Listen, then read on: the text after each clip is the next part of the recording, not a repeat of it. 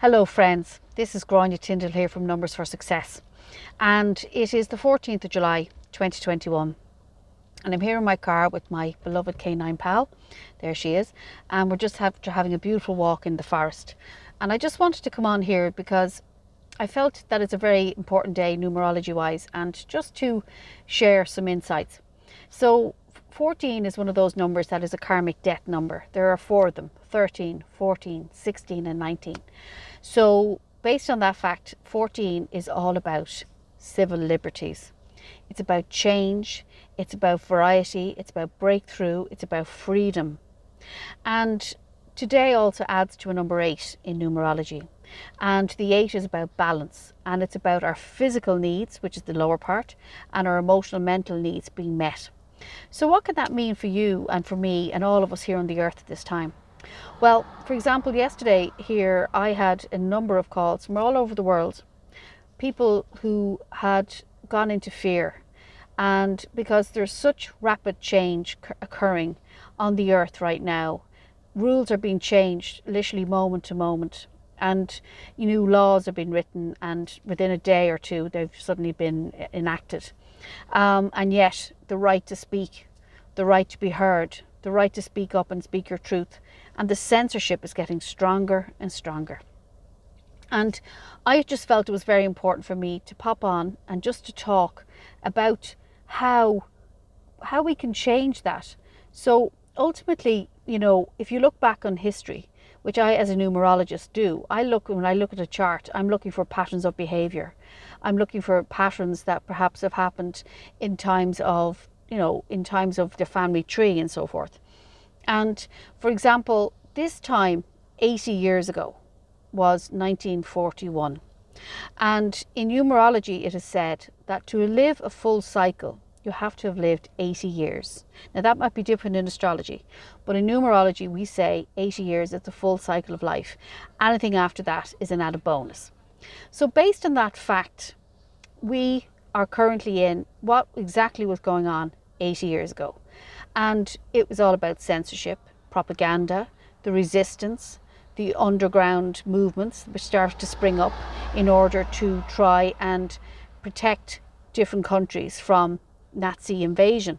Now they didn't protect that, but they certainly tried to guerrilla warfare. And there's many other things that was a part of being in the resistance. And to be honest, friends, that's kind of what's happening right now. And it's nothing to do with, whether you do or you did get the what, or you're believing what anything you read. It's all about we are a movement. All of us are part of this greater picture, which is emerging on a minute-to-minute basis, sometimes completely and utterly outrageous, in my opinion, where, things are being documented, things are being censored. We have been, not given the chance to speak up and be heard. And people long ago, 80 years ago, not that long ago, it's really only a few generations ago, our ancestors, some of our ancestors would have done this around Europe and in the Balkan countries, and they would have decided, no, we're going to take matters into our own hands and do whatever we can to make a change, which ultimately they did. Because obviously we know the story by the end of the 1945 when the people were released from the concentration camps, but also, people were given the chance, and in the Nuremberg trials that occurred after that.